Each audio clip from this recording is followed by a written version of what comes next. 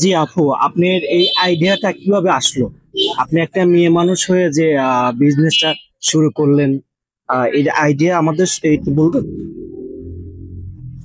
আসলে আমি এর আগে একটা কর্পোরেট কোম্পানিতে জব করতাম। তো এখানে স্যালারি স্যাটিসফ্যাকশন ছিল না, যার কারণে আমি জবটা ছেড়ে দিয়ে বিভিন্ন জায়গায় ট্রাই করি। তারপরেও ভালো একটা রেসপন্স কোথাও থেকে পাচ্ছিলাম না। এরপর আমি চিন্তা করলাম যে নিজে কিছু করি। এর মধ্যে আমার মায়ের হাতের রান্না খুবই মজা সুস্বাদু হয়। তো ভাবলাম যে মায়ের রান্নাকে ইউটিলাইজ করি। তো খাবারের যদি একটা বিজনেস দেই, সেক্ষেত্রে আমার প্রচুর পরিমাণে ইনভেস্টমেন্ট লাগবে। যদি একটা রেস্টুরেন্ট দেই সেক্ষেত্রে, তো এই জন্য ভাবলাম যে তাহলে রাস্তা থেকে শুরু করি। যেহেতু কম পুঁজিতে আমি রাস্তা থেকে বিজনেস শুরু করতে পারবো, আমি এখান থেকে শুরু করি। ওই চিন্তা ভাবনা করে এই ফুডকার্টের বিজনেসটা মাথায় আসা। ও, আপনার তো অনেক কথাই আপনাকে বলা হলো, কিন্তু আপনার নামটা তো আমরা জানতে পারলাম না। আমার নাম আসমা আক্তার, আর আমার এই বাসায় আগারগাঁওর কাছাকাছি। আমি বিবিএ কমপ্লিট করেছি অ্যাকাউন্টিং এর উপরে তেজগাঁ কলেজ থেকে।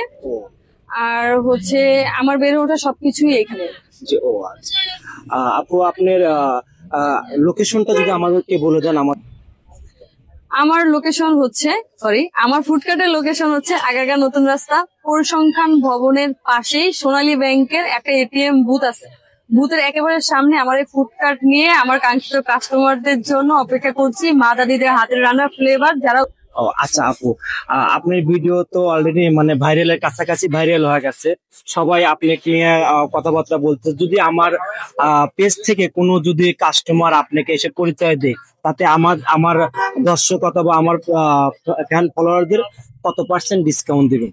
আসলে মোটামুটি আমি সবাইকে ডিসকাউন্ট দেই, তবে যারা গিয়ে বলে যে আপু আপনার ভিডিও দেখে এসেছি, সেটা যে কোনো পেজই হোক না কেন, যে কোনো সাইট থেকে হোক না কেন, আমি তাদেরকে এক্সট্রা একটা ডিসকাউন্ট দিই, মিনিমাম 10% এর কাছাকাছি। ও আচ্ছা, ঠিক আছে আপু, আপনার এখানে আইটেম গুলো যদি আপনি বলতেন তাহলে আমাদের খুব ভালো। আমাদের এখানে পাওয়া যায় হান্ডি বিফ, হান্ডি হাঁস, খোলাজালি পিঠা, আর চিটাগাং নোয়াখালীর ঐতিহ্যবাহী খোলাজালি পিঠা। এটা খুবই সুস্বাদু, টেস্টি, সল্টি, হেলদি।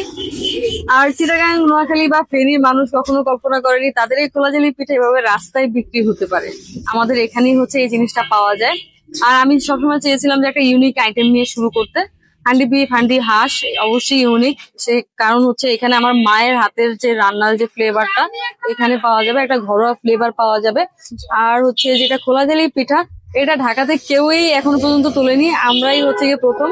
কারণ চিটাগাং নোয়াখালীর মানুষরা যখন এখানে খেতে আসে, তারা বলে যে আমরা কখনোই ঢাকাতে দেখিনি কাউকে এটা বানিয়ে বিক্রি করতে। এটা শুধুমাত্র আমরা গ্রামে গিয়েই খাই, সেই সকালবেলা হাঁসের মাংসের সাথে, গরুর মাংসের সাথে। তো ওই ফ্লেভারটা এখানে পাবে। এছাড়াও রয়েছে মহিষের টক দই লাচ্ছি, যেটা আমাদের ভোলার জিআই পণ্য হিসেবে স্বীকৃতি লাভ করা। আর আমাদের ভোলায় কিন্তু একটা প্রবাদ আছে, যদি প্রতিবেলা মহিষের টক দই না থাকে, সেক্ষেত্রে জামাই আদর বা মেহমানদারি হয় না। তো আপনারা যদি ভোলার জামাই নাও হয়ে থাকেন, এখানে চলে আসবেন জামাই আদর ফিল নেওয়ার জন্য। না, আমরা তো আপু চাই যে ভোলাতে মানে জামাই হতে। সেক্ষেত্রে আপনার যদি ছোট বোন অথবা যদি বান্ধবী টান্ধবী থাকে, তাহলে কি অবশ্যই কি দিবেন? অবশ্যই দেবো, অবশ্যই দিবেন। অবশ্যই দেবো। আচ্ছা, যদি বিয়ের উপযোগী কেউ থাকে। ও আচ্ছা, ঠিক। হ্যালো গাইস, আজকে সেই আসমা আপুর এখানে আসছি। এখানে অনেক অনেক কিছুই এখানে হয়, কিন্তু হয়তোবা আমি কিছু জানি কিছু জানি না। অবশ্যই আপু আমাদের ভিডিও সামনে অনেক কিছুই বলেছে। অবশ্যই এখানে সবাই আসবেন। এটা হচ্ছে আগারগাঁও পরিসংখ্যা বিল্ডিং এর নিচে। অবশ্যই একবার এসে আপনারা খেয়ে যাবেন। আর আমার পেজ থেকে যারা অবশ্যই এখানে আসবেন, অবশ্যই আসমা আপু 20% ডিসকাউন্ট দিয়ে থাকবে। ভালো থাকবেন আশা করি। আপুর যেগুলি যে জিনিসগুলো হয় অবশ্যই আমি বলতে পারতেছি না, আপু আপনাদের বলে দিবে কি কি জিনিসটা আছে। অবশ্যই আপু একটু বলে দিবে। আমার এখানে রয়েছে হান্ডি বিফ, হান্ডি হাঁস, চিটাগাং নোয়াখালী ফেনীর ঐতিহ্যবাহী খোলাজালি পিঠা, যেটা আমার এখানেই পাওয়া যায়, ডিম মিক্স করে বানানো হয়। এছাড়া জুস আইটেম আর টক দই লাচ্ছি।